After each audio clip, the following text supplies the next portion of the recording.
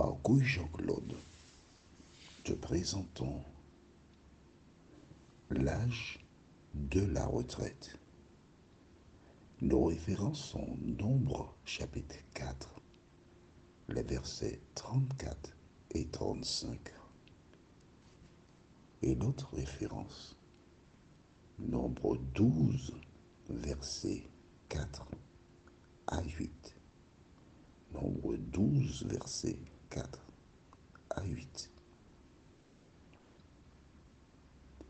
Avant d'entamer ce thème, recherchons la présence de Dieu,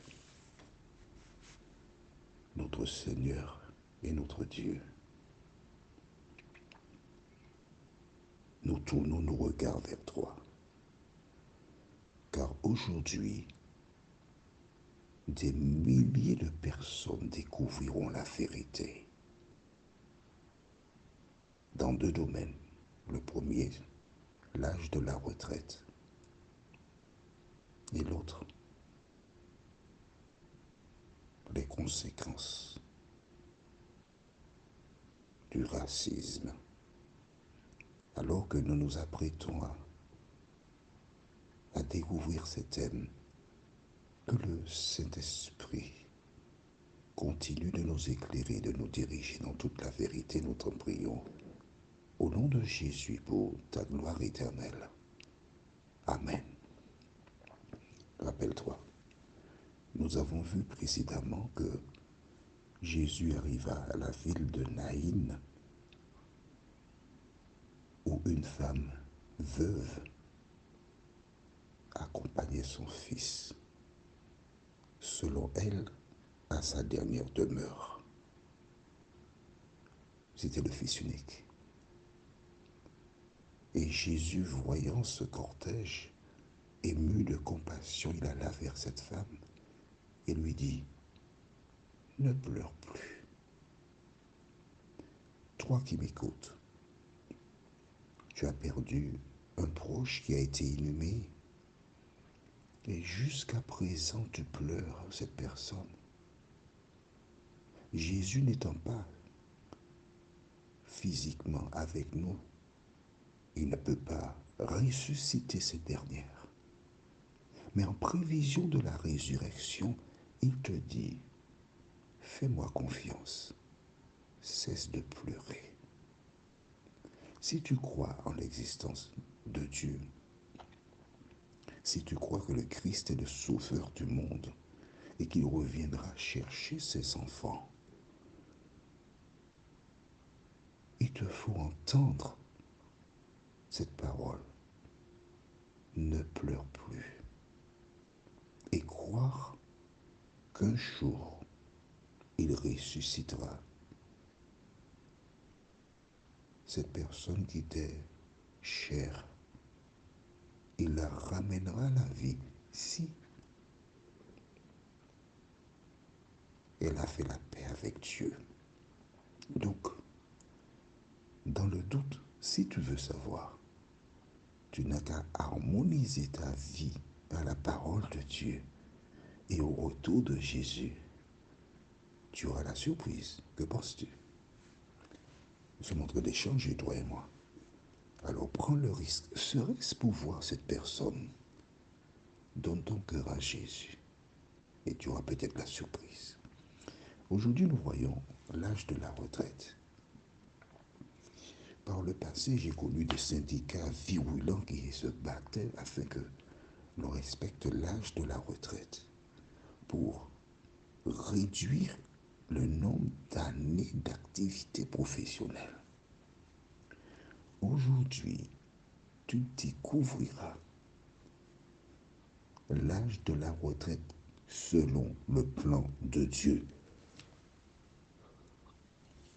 Nous allons dans le livre de Nombre, chapitre 4, versets 34 et 35. Nombre 4, versets 34 et 35. Et quand j'ai lu ça la première fois, j'ai été émerveillé. Et toi qui ne sais pas, toi aussi tu seras émerveillé. Lisons Nombre 4, versets 34 et 35.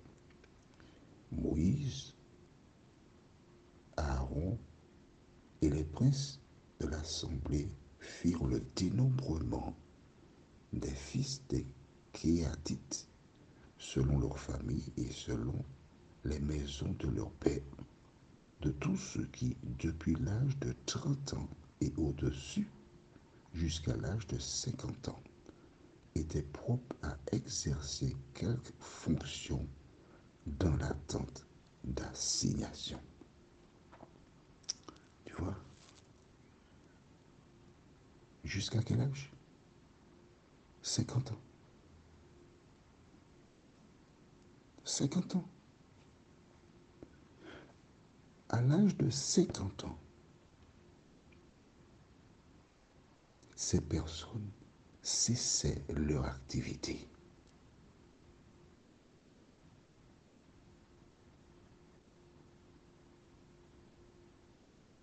Jusqu'à l'âge de 50 ans.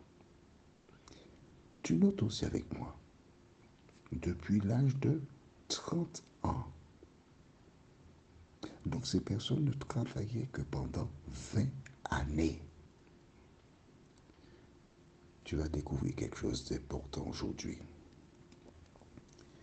Tu as entendu, et probablement tu ne sais pas, mais ceux qui savent que Jésus a été baptisé à l'âge de 30 ans. Il est mort à l'âge de 33 ans et demi. Maintenant, tu sais pourquoi Jésus a commencé son ministère à l'âge de 30 ans. Il a été baptisé à l'âge de 30 ans. Pourquoi? Dans ce verset que nous venons de lire, depuis l'âge de 30 ans et au-dessus, il ne pouvait pas commencer avant 30 ans. Voilà pourquoi. Voici la règle. Et ça, tu ne le savais pas. Allez, ça remet, tu ne savais pas ça. Tu comprends maintenant pourquoi des gens te disent de ne pas lire l'Ancien Testament? Et tu vois comment l'Ancien Testament t'explique. Tu as vu l'âge de 30 ans. Alors comment peux-tu te laisser tromper à la lumière de tout ce que tu as déjà vu venant de l'Ancien Testament? Tu as suffisamment d'éléments pour ne plus te laisser tromper. Tu as suffisamment d'éléments qui devraient t'encourager à rechercher la vérité par toi-même, sous l'influence du Saint-Esprit dans la Bible, la parole de Dieu. Alors mon ami, je te dis, nous sommes aujourd'hui quel jour?